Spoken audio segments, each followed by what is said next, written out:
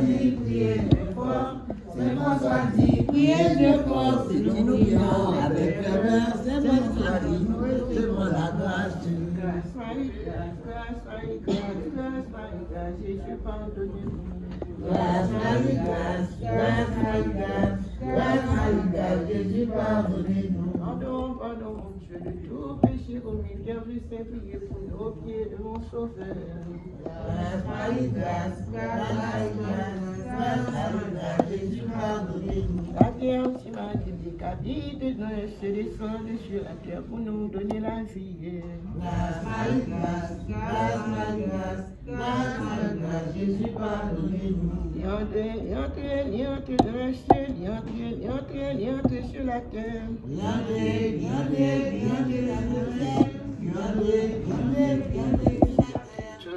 Tous les saints, Jésus pardonnez-nous. Tous les saints, Jésus exaucez-nous. Tous les saints, Jésus pardonnez-nous. Parmi sacré, parmi stampé, la Vierge Marie, priez pour nous. Parmi sacré, parmi stampé, la Vierge délivrance, délivrez-nous, nous sommes lâchés, nous à vos pieds, hâtez, nous secourez.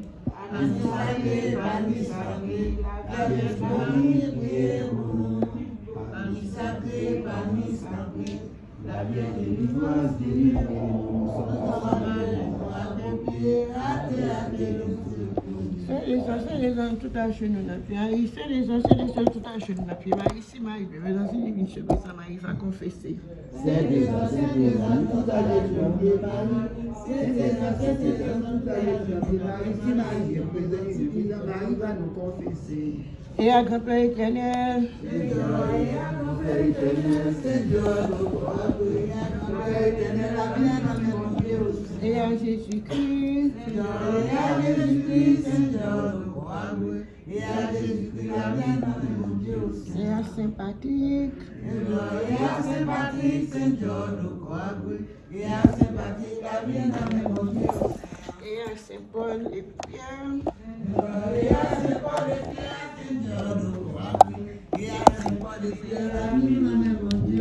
Saint-Jacques et Saint-Philippe, et à Saint-Paul et Saint-Philippe, et à Saint-Jacques et Saint-Philippe, et à Saint-Isidore, et à Saint-Isidore, et à Saint-Isidore, la vie de mon Dieu, et à Saint-Barthélemy, et à Saint-Barthélemy,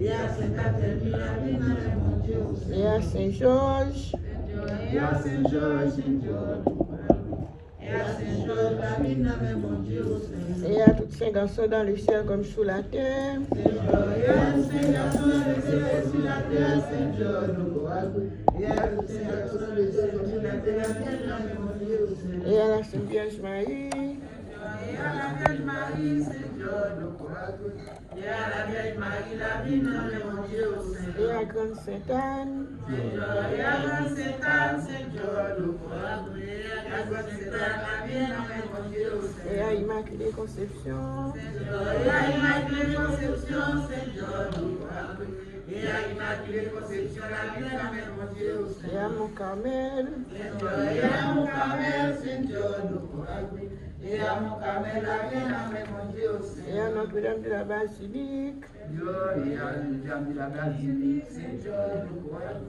et à Notre-Dame de la Basilique, et à Mater de l'Orosa, et à Mater de l'Orosa, Saint-Georges, et à Mater de l'Orosa, et à Mater Salvatori, et à Mater Salvatori, Saint-Georges, et à Mater Salvatori, la vie de mon Dieu, et à toute cette femme dans le ciel comme sous la terre, et à toute cette femme dans le ciel comme sous la terre, Saint-Georges, et à toute cette femme dans le ciel comme sous la terre, la vie de mon Dieu, et à mes grands chemins, et à mes grands chemins, et à mes grands chemins, la vie de mon Dieu, et à les bâtiments, et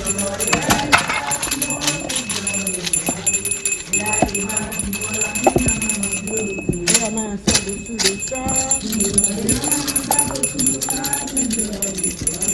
et à ma soeur dessous le sang, et à le quoi qui souffre, et à le quoi qui souffre, et à le quoi Fèt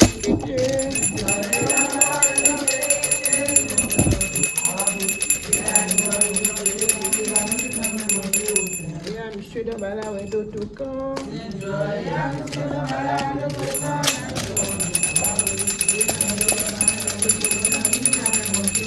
Et à ce beau qu'elle sous.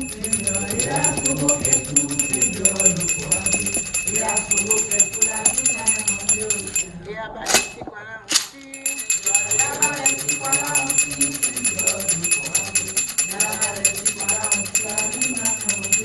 Et à Silibo Magou.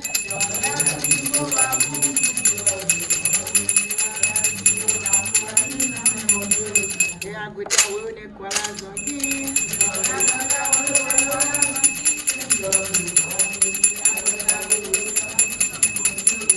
Et à Mambola Sirène Diamant.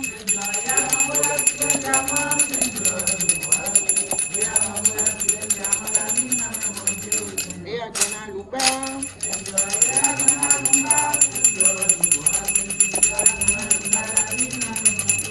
Et à Grande Séverine.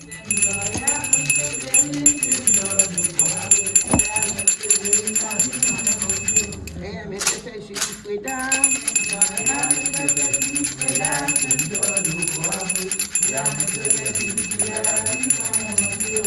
Et à Gaou Tonné Gaou Loraï.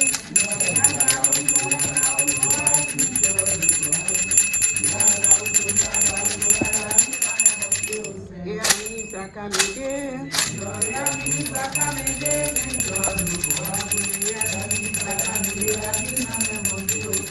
Et à Monsieur Saint-Jacques Manchel.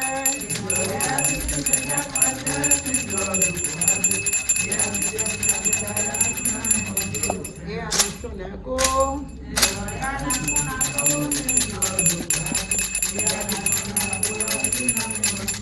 Et à Okuba Dagui.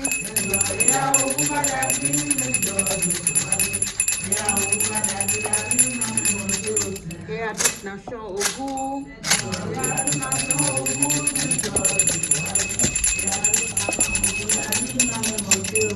Et à Baron Lacroix.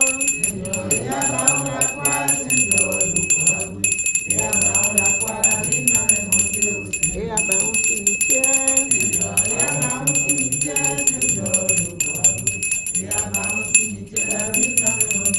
Et à Baron Laurent.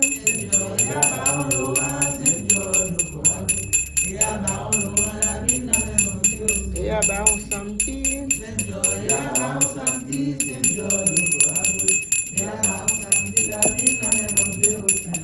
Et à Guédé Nimbo.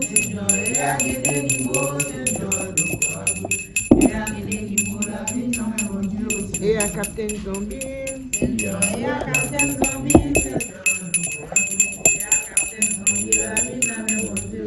Et à Mazaka la croix.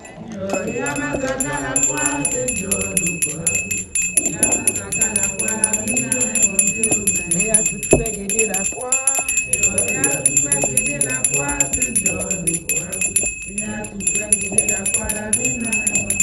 Agora Sagwanja Ungansi. Agora Sagwanja Ungansi. Ezo Limache Limache Limache. Limache Limache Limache Zo Limache. Kwamache Limache. Et à mettre Kafou. Et à mettre Kafou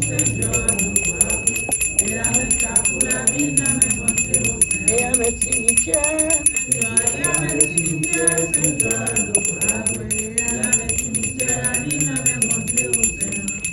Et à Gauchemin.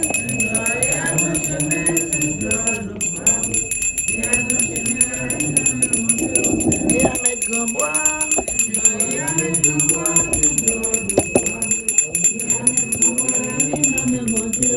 Et à nettoyer.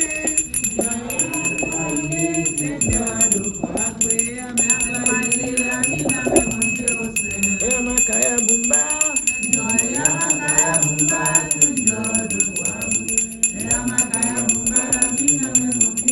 Et à Jean Pétro.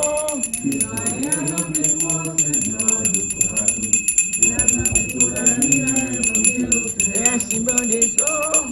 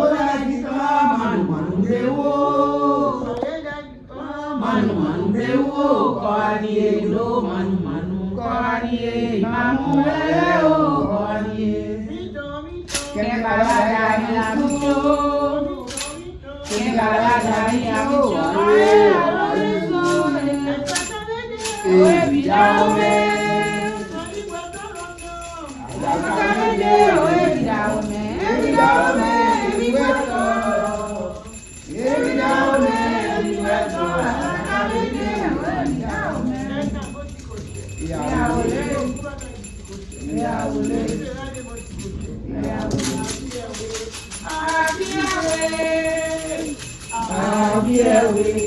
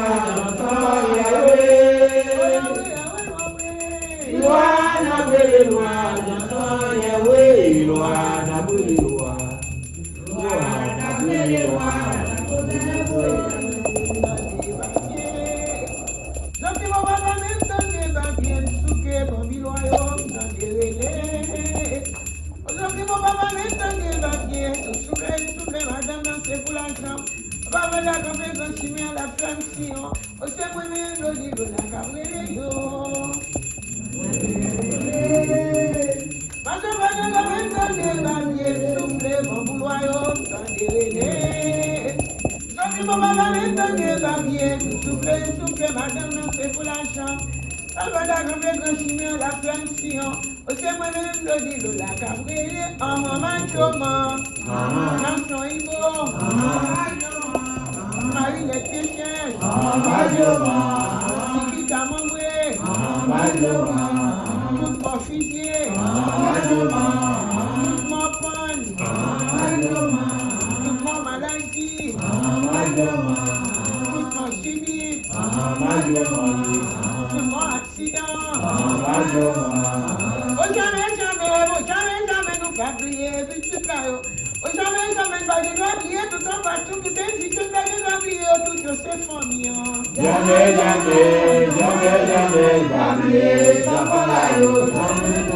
pas prier, ni bon maman, ni bon papa, toute frère génération, toute famille, toute famille, tout ennemi, nous va prier, nous tous, nous c'est famille loyaux. Jamais,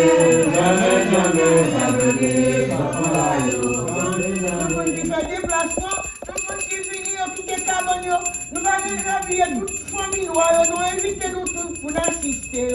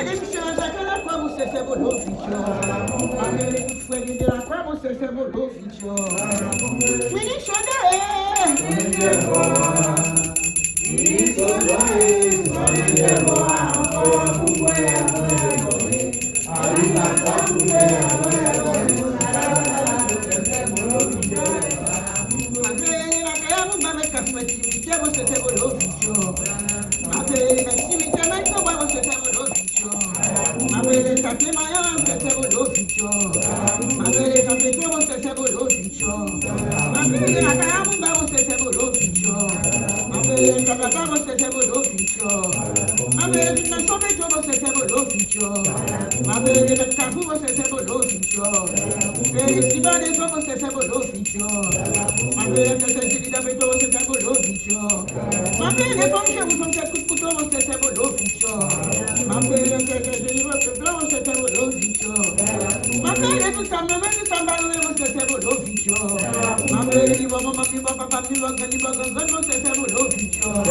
Jo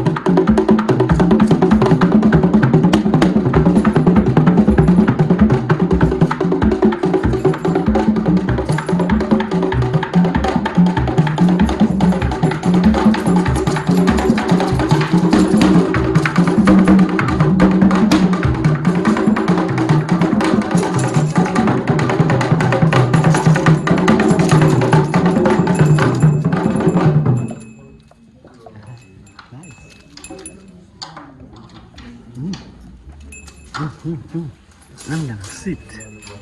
I'm gonna sit. Keep myself.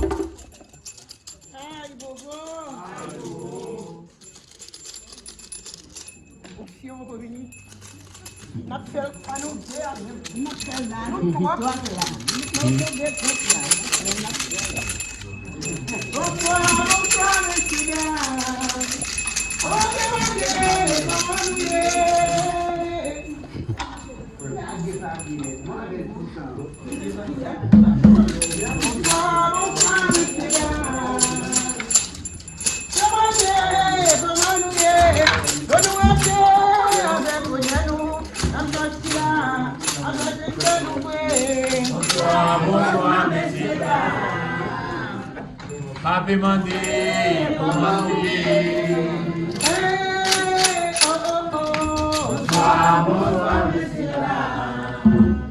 Papi mandi.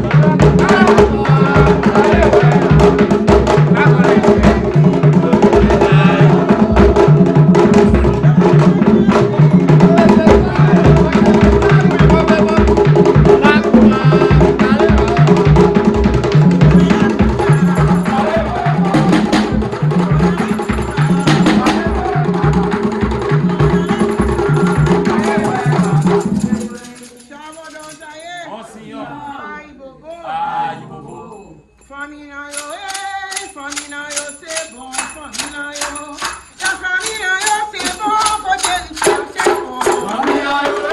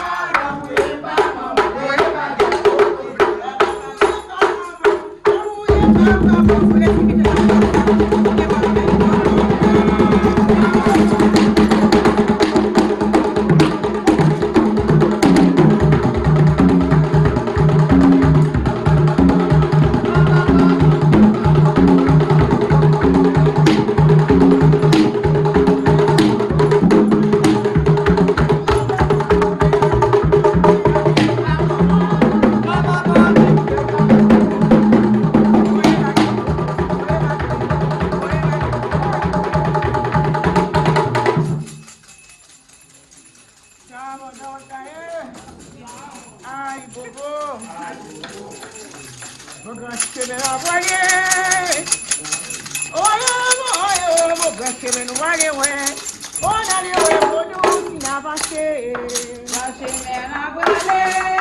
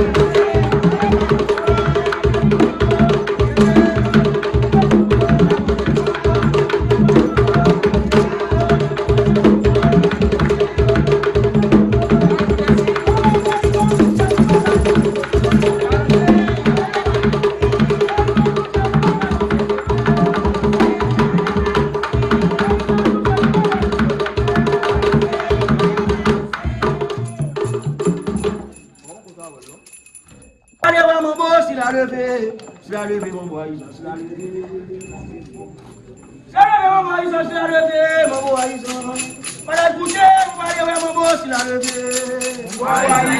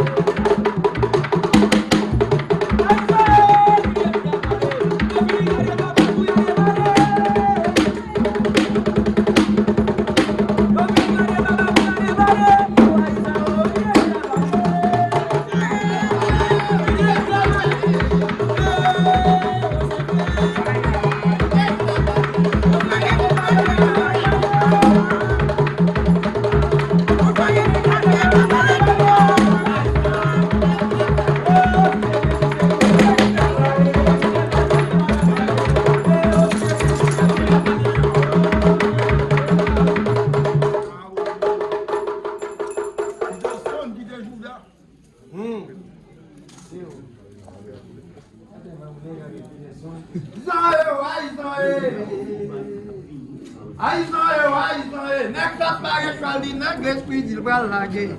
Aïzan, mon tout maré.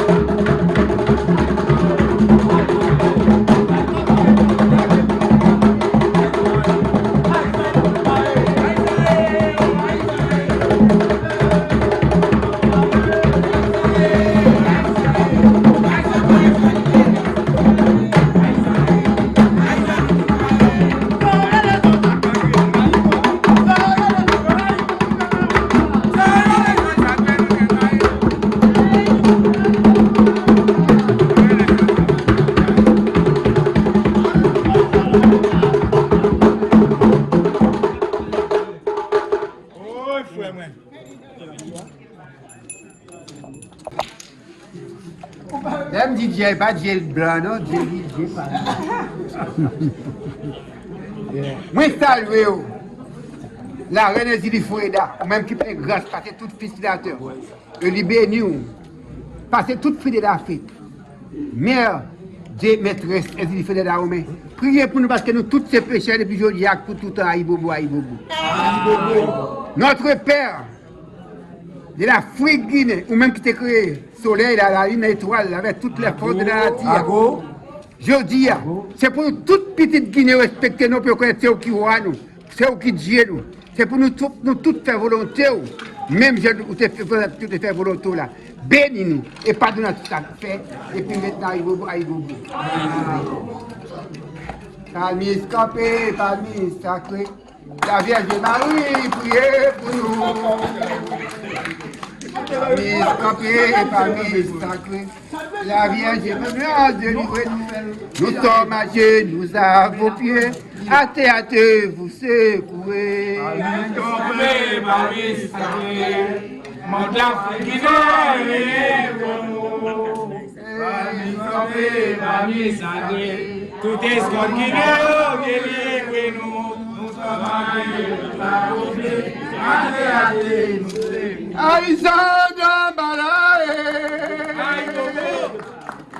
Fèt Damballah Whèdo, qui côté oui, Oste Sobo, qui mène ici, Oste Bade, qui mène ici, à entrer dans le niveau,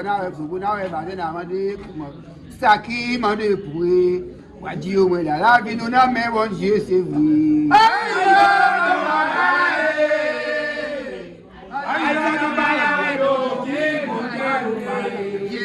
Maman, ils avaient quitté, oui.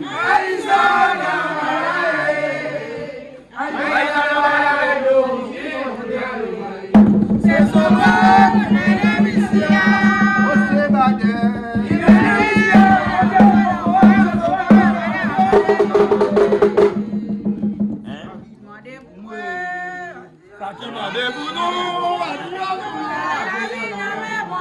Je te baptise dans le nom de mon bois, ils ont fait des négatifs, marbre, la destinée, la fête, négatif, Dieu, mais faut soutenir là. Merci d'avoir Dieu Père, Dieu Fils, Aïbobo, Credo, Abodoso, Aïbobo. Nous mettons, on appelle sacré. On appelle sacré là, c'est ma papa Loko. Papa Danbalah, nous jouons gloire au Dakar, dans côté à différent. Nous mettons, on appelle sacré. On appelle sacré là, Papa Loko, nous jouons gloire.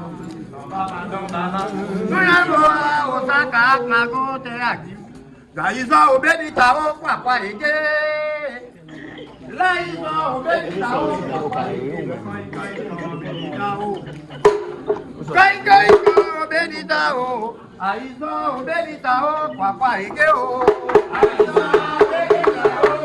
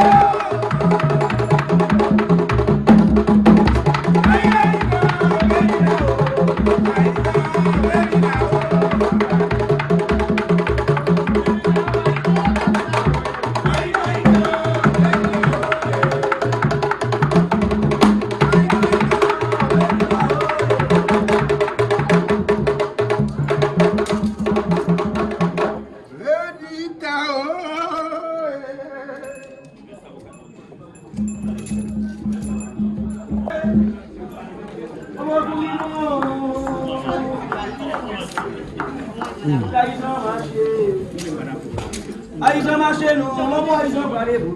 Aïssa marché. Aïssa marché.